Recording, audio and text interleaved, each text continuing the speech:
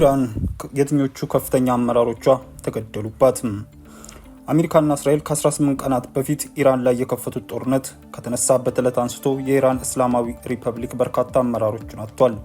የቀድሞ ጠቅላይ መሪ አያቶላ አሊ ካሚኒና ሌሎች ከፍተኛ አመራሮች የተገደሉበት የኢራን መንግስት አሁንም ሳይፈረካከስ የአጸፋ ምላሽ እየሰጠ ቀጥሏል። እስራኤልም ከመጀመሪያዎቹ የጦርነት ቀናት በኋላ ረገብ አድርጋ የነበረው የኢራን ባለስልጣናት ግድያ ድጋሚ ቀጥላ በአንድ ቀን ልዩነት ውስጥ 3 ከፍተኛ ደህንነት ባለስልጣናትን መግደሏን አስታውቃለች።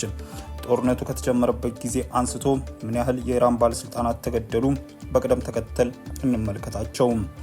የካቲት 21 በርካታ ኢራን አመራሮች የተገደሉት ጦርነት በተጀመረበት ቅዳሜ ዕለት በተፈጸሙ ጥቃቶች ነው። የካቲት 21 በተፈጸሙ ጥቃቶች ከተገደሉት አመራሮች መካከል እነዚህ ይገኙበታል።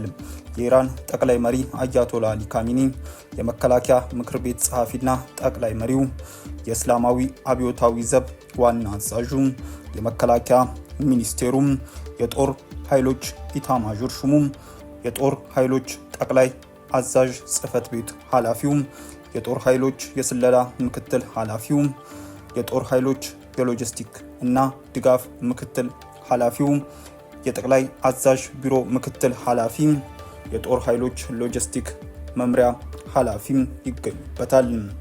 የካቲት 24 ቀን የአሜሪካው የዜና ምንጭ ኦክሲዮስ ያጠናቀረው ዘገባ እንደሚያሳየው እስራኤል በመጀመሪያው ቀን ጥቃት የተገደሉባት የመከላከያ ሚኒስቴር ተክተው የተሾሙት ሰይድ ማጂድ ኢብን ኃላፊነቱን በተረከቡ በሁለተኛው ቀን መግደሏን ገልጻለች። በዚሁ ቀን የኢራን እስላማዊ አብዮታዊ ዘብ ኤሊት የኩድስ ኃይል ከፍተኛ አባል የሆኑት ረዛ ሀዛኢ በሊባኖስ ዋና ከተማ በቤይሩት ውስጥ በተሰነዘረ ጥቃት መገደላቸውን እስራኤል አስታውቃለች። የካቲት 29 ቀን የእስራኤል መከላከያ ሰራዊት እሁድ የካቲት 29 ቀን በወጣው መረጃ በቤይሩት ውስጥ በተፈጸመ ጥቃት ስብሰባ ላይ የነበሩ የአብዮታዊ ዘቡ 5 አዛዦችን መግደሉን አስታውቋል። እንደ እስራኤል ጦር ገለጻ ከተገደሉት መካከል የሆኑት የአሊ ረዛ ቢዝ አዛር መሐመድ ከፍተኛ የስለላ አመራሮች ናቸው። ሊባኖስ ውስጥ ለሚገኙ የኢራን መንግስት ተቀጽላ ኃይሎች ገንዘብ የማስተላለፍ ኃላፊነት የነበራቸው ያላቸውን የማጂድ ሐሳኒም ከተገደሉት መካከል ጠቅሷል። የኩድስ ኃይል አባላት ናቸው የተባሉት ሁሴን አህመድ እና አቡ አህመድ አሊም ተገድለዋል ተብሏል። በተባበሩት መንግስታት የኢራን አምባሳደር በበኩላቸው በቤይሩት ራማዳ ሆቴል ላይ በተፈጸመ ጥቃት የተገደሉት 4 ዲፕሎማቶች መሆናቸውን መግለጽ ለተመድ ዋና ጽህፈት ቤት መላካቸውን የኢራን ታስሚን የዜና ወኪል ዘግቧል። መጋቢት 3 ቀን የእስራኤል መከላከያ ሰራዊት በዚህ ዕለት ባወጣው መግለጫ ቤይሩት በሚገኘው ሄዝቡላ ውስጥ የኢራን አብዮታዊ ዘብ የሚሳኤል ክፍል ኦፕሬሽን አዛዥ እንደሆኑ የገለጻቸው አቡዳር ማህዲን መግደሉን አስታውቋል። ወታደራዊ አዛዡ እስራኤል በመስከረም 2017 ዓ.ም በፈጸመችው ጥቃት ጉዳት የደረሰበትን ሄዝቡላን የሚሳኤል ፕሮግራም መልሶ በማደራጀት ረገድ ቁልፍ ሚና እንደነበረው ተገልጿል። መጋቢት 8 ቀን እስራኤል ከመጀመሪያው ዙር ጥቃት በኋላ ከፍተኛ ኃላፊነት ላይ ያለ የኢራን ከፍተኛ ደህንነት አመራር የገደለችው ትላንትና ነው። የኢራን ብሔራዊ ደህንነት ጠቅላይ ምክር ቤት ዋና ጸሐፊ አሊ ሃሪጃኒ በእስራኤል ጥቃት ተገድለዋል።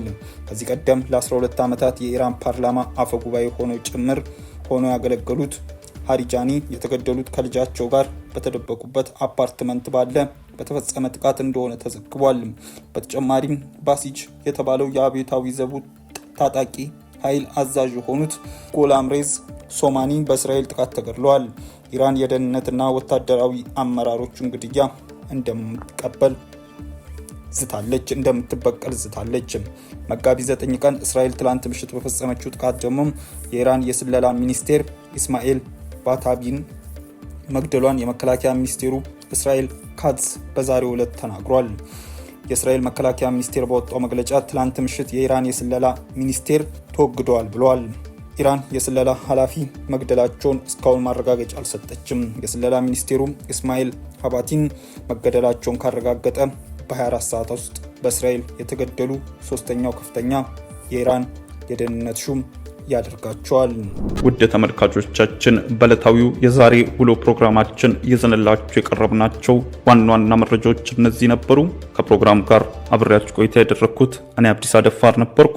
ከሌሎች የኬሎ ሚዲያ ፕሮግራሞች ጋር መልካም ቆይታም